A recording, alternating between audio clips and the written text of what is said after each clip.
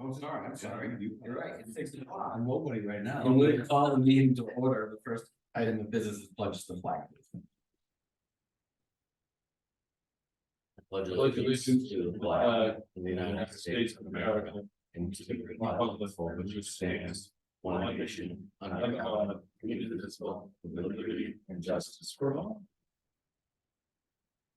And next on the agenda will be the election of the chair. I'll take nominations for chair, please. I nominate Matt Everett. Is there a second? Any other nominations? Seeing none, I'll close nominations. All those in favor of Matt Everett as chair, those opposed, those abstained, thank you. Then we'll do the vice chair. I take nominations for the vice chair. Nominate Lindsay Lynch. Motion and a second. Any other nominations for that position? Seeing none, all those in favor? Is everybody? Okay, thank you.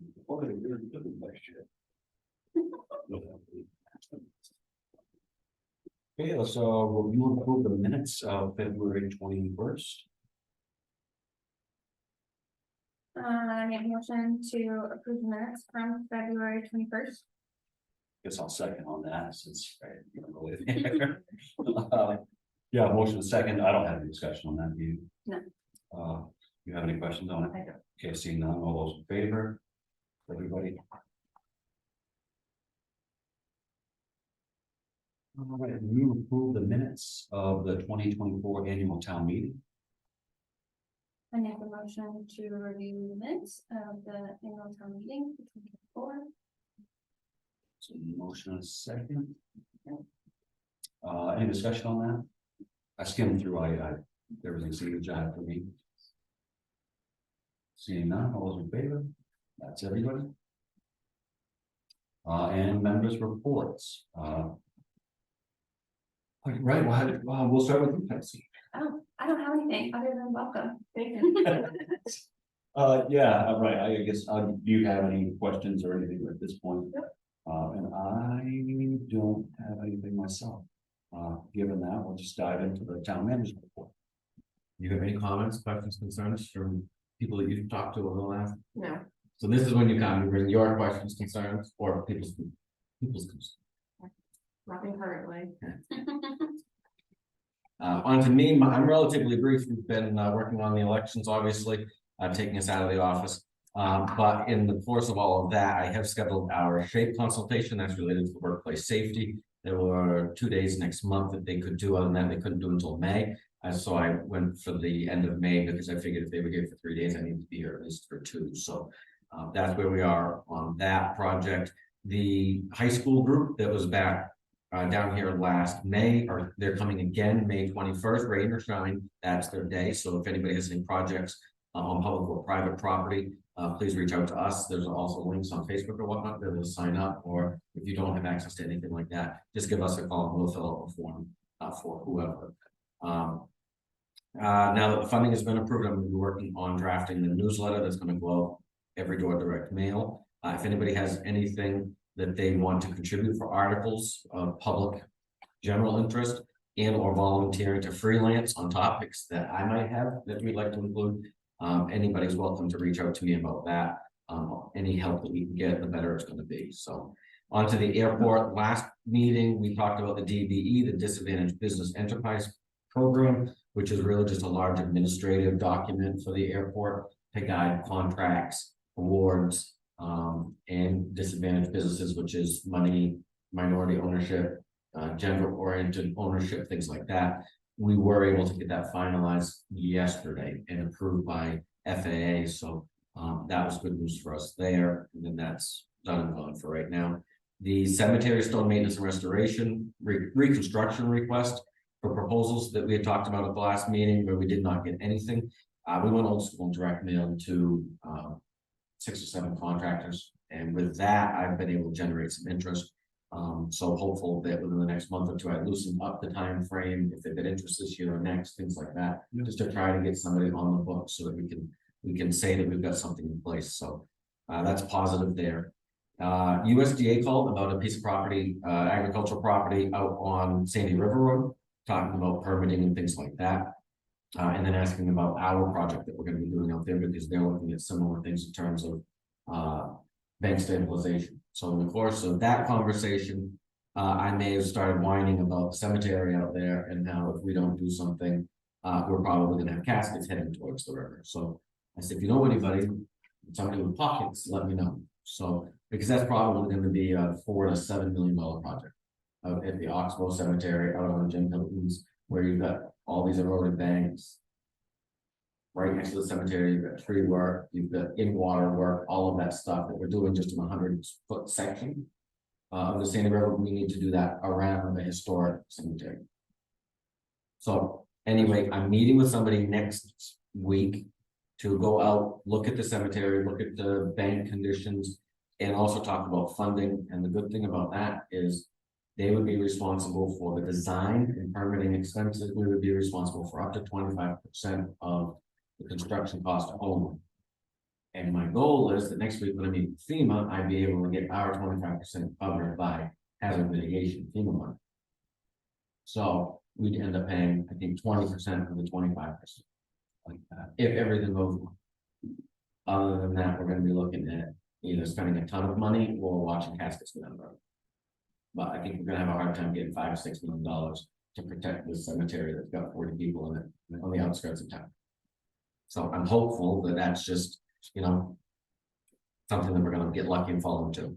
Planning board doesn't have anything on their agenda for next week, but they will meet because we need to elect a chair, vice chair, and secretary. TIF committee, they will very likely meet at the end of the month. Hopefully I'll have something back on revolving loans so that they can get you guys something for your first meeting in March. Your unpaid July, August, September of 21 sewer use charges, those have been leaned already. Those will automatically foreclose on the 15th. So there are 3 properties that are subject to foreclosure, but 2 of them we've already foreclosed on, so that leaves 1 left. And then January, February, March of 23, so a year ago now, we're leaning those will lean on the 21st. There are 14 delinquent accounts there that would be subject to lien. Also in the neighborhood of collections, airplane excise tax was due at the end of last month. Pilots need to declare aircraft that are based at our airport, prove the aircraft that fly through our airport have been paid elsewhere, or face the possibility of liens on the tail of their aircraft. This revenue is not a ton of money, but it's money that goes to the airport to directly support the maintenance and operation of the airport. And if pilots themselves are not willing to pay their fair share, it makes it very, very difficult for me to sit and sell investment in the airport when they cannot contribute anywhere between $1 and $100 and $500. Some people pay as little as 10. We've got some folks that are really good and some folks that look to just evade taxes all expense. So positive for the ones that pay, super discouraging for the ones that don't. The library's got quite a bit going on. Their trustee meeting is regular, but late in the month, that'll be the 28th. Learn about beekeeping this Saturday at 10:30, and then the Lego Club will start on March 19th. That's geared towards children and teenagers. That'll be a regular club. Then the first discovery call I had with FEMA regarding the December storm, they rushed to help individuals. Now they're helping entities. So if everything works, I'm proposing to file on our behalf and have the water district be a subsidiary of our request. So we'd be able to cover all of that. And the idea behind that is they don't really have the administrative resources to navigate through the system. They have their issue on Upper Main Street. It's a primary issue in December, but we're also looking at the possibility of Upper Main Street issues, having to relocate the water line away from the river. But now we're faced with the difficult discussion of having to relocate the road away from the river. So if we need to have that conversation with FEMA to see what, again, their willingness to fund is, and so that we can make larger picture decisions down the line. Next week, I'm going to have a meeting with the regional manager of the American Red Cross. She was here on site and helped us when we rolled out the shelter again in December. But she's talking about local opportunities and ways to customize what we have for preparedness without having to call them in, and then get us to that path of what triggers what, which we've already had kind of a local discussion in a small working group, but she's gonna provide her input as well, so that should be a good conversation and something that we can put into a bigger working document. And then the last piece, just from Public Works perspective, is that, I've been talking with other communities about what they're using to maintain their sidewalks. The tractor that we have, is not the right piece of equipment for it. It's kind of served its purpose, but not really. And so in thinking about that, it's, do you want something that we're only gonna have on sidewalks, or do we want something that's more, public works friendly, where you could have all of the attachments, whether it's, a blower, plow, a sweeper, an arm, for mowing or cutting or anything like that. And so I've heard back from like 15 other communities across the state as to what they're using, trying to get their recommendations. But the initial mile high is that you're gonna get what you pay for. And so that's gonna be a difficult discussion about how much money we're willing to spend on a piece of equipment like that, so that we're ready with our sidewalks. Good, Gretel, thank you. All right, moving forward here, discussion action on March 6th, general warrant number 4. I make a motion that we approve the warrant number 4 in the amount of $39,962.04. There's a motion, and a second. Any discussion on that? I have the Humane Society. I'm assuming that's when we had to bring those dogs to Waterville because we couldn't bring them to Somerset. Yeah. Will Somerset give us money for doing that? I'm Since going they to, were full. I'm going to ask them, but it does not appear that way. The sheriff thought that maybe there was an opportunity for that, but Okay. I wasn't very much mind. Oh my. I don't think so. One of them maybe. Yes. And then my other one was the Norridgewock Sportsman Association. Yep, those are our snowmobile registration fees that come back from the states, and we received that a while ago, and it just got held until approval at town meeting. Sweet, thank you. Post ambulance. Well, vast majority of that was cabinetry and supplies for the office adjustments at the fire station. And then the other one I had was EOP Incorporated. Yeah, something office products, and they do the jerseys and shirts for rec. Oh, So that's the basketball. Yep. Yeah. Okay, that's all I had. Anything else? All those in favor? Sitting by. Public comment. I have two things on the piece of equipment for public works. I think Richard is right when it says you get what you pay for. The reason why we have what we have right now is because I think when it was purchased, it was also big mowing lawns. We cheaped out. Well, yeah, we tried to do two things with that. We mowed lawns at the time. Now we moved on to that, so we don't need that as a lawn. That doesn't need to be part of it. Also, I've been given that problem that Upper Main Street has on the river there, and when you say that we may have to discuss moving the road, if you look at what's going on over there right now with the solar field, the house, the solar field, the number of telephone poles, the number of poles that they put in to get hooked up to the solar field and all this stuff. You moving the water line, it was the one thing. Moving the road, I just don't see as that's gonna be a viable option. I would rather see them try to stabilize that thing and save the road here.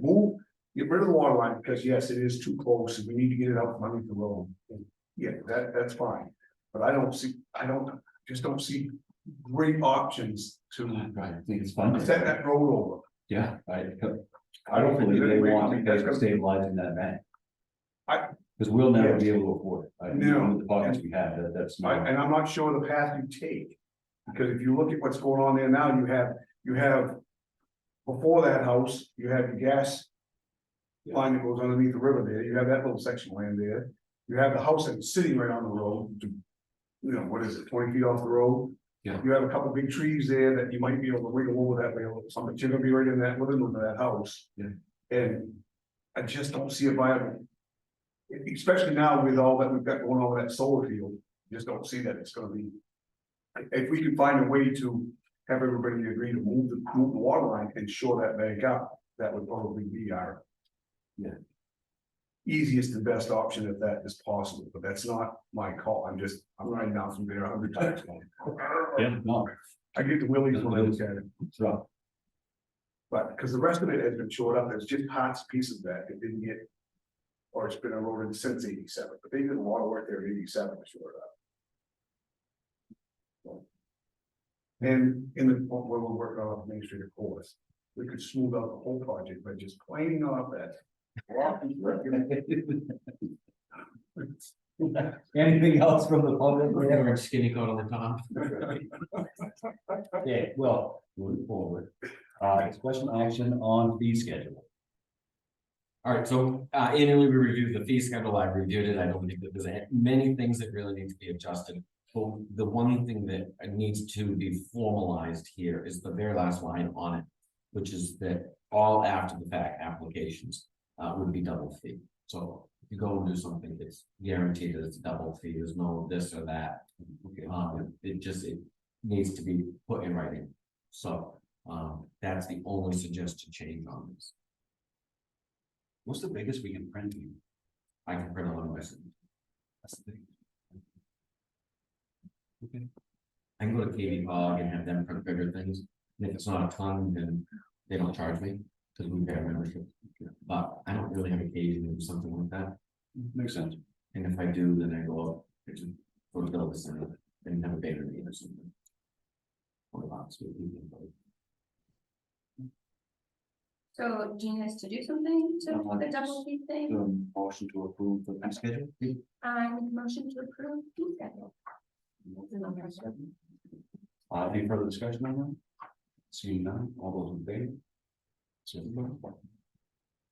Discussion action on appointments. So this one doesn't get a tab, but it was sticking up right after your fee schedule. And what I did was went through the offices after the election because we had nobody running for school board in any of the seats. We had 3 open budget committee seats. 2 of them were run for. The sewer commission had vacancies, nobody ran for those. So after the school board vote, Valerie Colomb accepted on a 3-vote write-in. So that leaves 1 seat to be appointed because they were ties. And they were ones. You've got the budget committee where Jim Lyman was elected with 3 write-in votes. I reached out to him about accepting that, and he said he would prefer not to. He would like you to find somebody else, and if you can't find somebody else, then he would reconsider.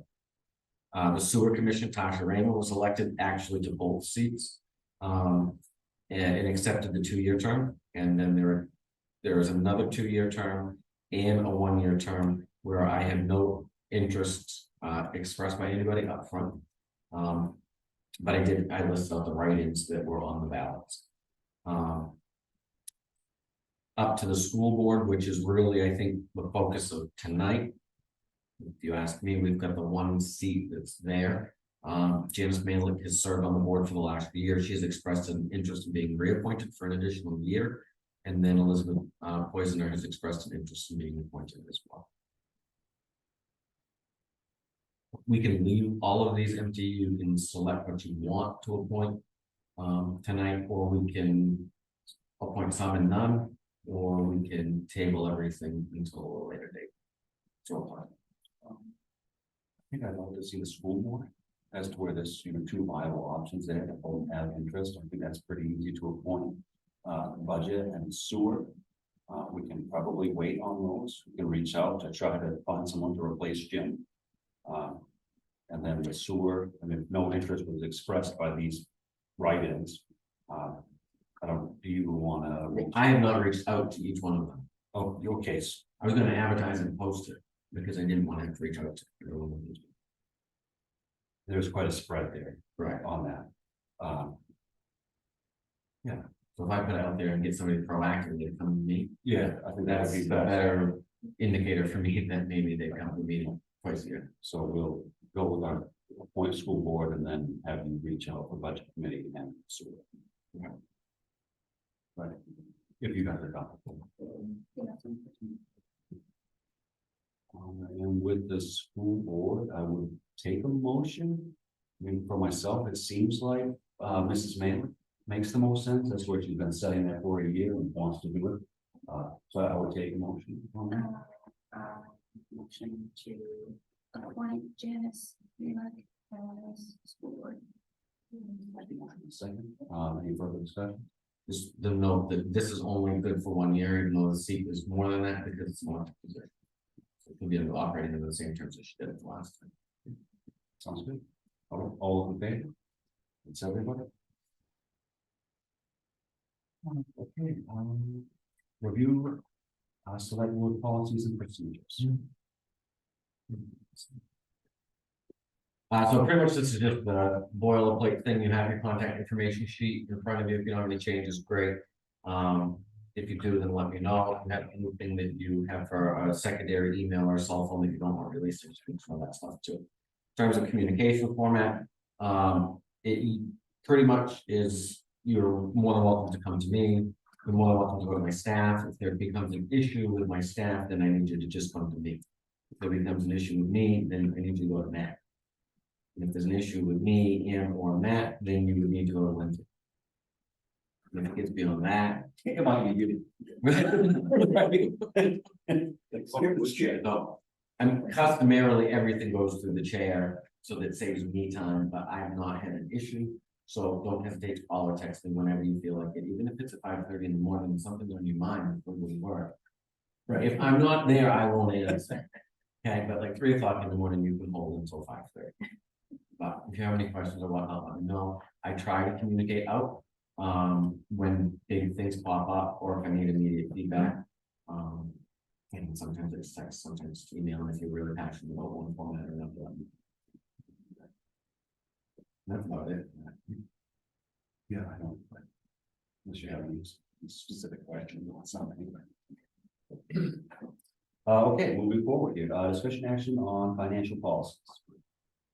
The first policy is the policy on treasurer's disbursement warrants for employee wages and benefits. We pay employees every week on Thursdays, and so you only meet twice a month. This policy delegates the authority from the board to 2 individuals customarily. One is customarily the chair, and another is a member of the board that is willing to come in on an off meeting week to sign payroll so that employees can be paid. So this last year was Matt and Lindsay. Like I said, customarily it's the chair, but if there's and somebody else, it's your pleasure as to how you would like to handle that, or we can just meet every week to release payroll. Sneak that in there at the end, like, I don't know. Closed meeting, maybe, No, they wouldn't be. no public. So it's really strongly encouraged to attend to approve the policy. Would be assigned. How do you want to word this? How about a motion to approve and sign the payroll warrant policy authorizing blank and blank as signatories on the terms of the policy? So moved with Matt Everett and Lindsay Lynch. Does that work? That's perfect. I don't want to say all that. Second, so, any further discussion? Seeing none, all in favor? The next one is your tax payment policy. Pretty much this says you have to pay all this taxes first. And as you get closer to liens, you have to pay in certified funds. We also don't take credit cards in that window. The belief is that, you know, you're better off paying the 8% fees with us than you are paying the 29% with the credit card company. And we don't really want to be predatory. And if there are folks that are in that bad of a situation, then they can reach out to us and try to make arrangements for something else. But that's the gist of that policy. I make a motion to approve the tax payment policy. Motion is second, any further discussion? Seeing none, all those in favor? It's everybody. And the next is a policy that would be jointly approved, first by you and then by the sewer commission. And this is very similar to the tax payment policy, the oldest first in the process for accepting payment on what's subject to lien. I make a motion to approve the sewer payment policy. Motion is second, any further discussion? Seeing none, all those in favor? It's everybody. And other business. Have anything for other business? I know. The board and. Okay, so I would just need a chairman, but I will ask one question, if I can just remember. For the life of me, oh, right, so our policy with foreclosures. Were we just proactive in following the ruling of that case? Or has everyone gone that way? So we were proactive initially, so we stopped selling properties as soon as the Supreme Court issued the order. Then the state went in and approved emergency legislation. So the state prescribes how you have to handle foreclosure of real estate. But now we are proactive and ahead of the game on sewer use foreclosures. But I'm not going to take the town of Norridgewock to the United States Supreme Court. Oh, no, I was curious, I had heard something that was different, so other towns may have just not adopted it yet. And if they didn't and they move ahead, then they're gonna be willfully violated. And then you'll be eligible for lawsuits. You're exposed to, but you don't have a tort protection in this. You can very rarely sue a town. And if you sue a town because they're negligent, then you can open them up and bring you up. Not worth it. No, right. 50 or 60 grand that you might net over the course of the year. What you can do retroactively with those, I don't know, right? I've had people inquire about people that have overpaid. From their perception, they don't have a claim to be people from where it came, right? Okay, it's just that's all. I did, and I didn't do it because I didn't think we were gonna have a full board, but, because we don't. We're gonna need to handle these and decide how we wanna handle them, but at your next meeting, we're gonna be talking about the property on Wade Street. That burned down, that the owners have refused to clean up, where there's a mortgage holder of record on the property. And so I get a legal opinion now from the Maine Municipal Association that says we can clean it up at our expense and attach that to the property as what's owed. And then whatever we get from proceeds from the property, we would withhold all of that, and returning it to the previous one. Correct. Which was there is a dangerous building anyway. Mhm. Would it fall under our dangerous building ordinance just because of the way it sits? Yeah, so I gave 30 days to try to circumvent the process, but no one owns the property. So it's, it's not a dangerous building, it's just a nuisance at this point in time. And so we need to get that cleaned up in the interest of economic development and valuation. We didn't crash that forward. Still be with that first force still impacting. I think the vast majority of it is, yes, I think there might be some punch down through, but for the most part, it's still there, yeah. What do you say? Big mess, I agree. So my intention is really to get the property clean and then it would goes and vacant house on. Yeah, just like clean up is the biggest thing. So And they'll have the right to redeem, but we're not gonna, I would recommend not offering them redemption until we have that property cleaned up and then they can redeem at the price that we set in the law. I like that a lot. Oh, yeah. So now I'm getting next meeting. Okay, good on. All right, so just that last one, next, somebody wants to make that motion. Make the motion to adjourn. So motion and Second. second. No further discussion. All those in favor? That's everybody.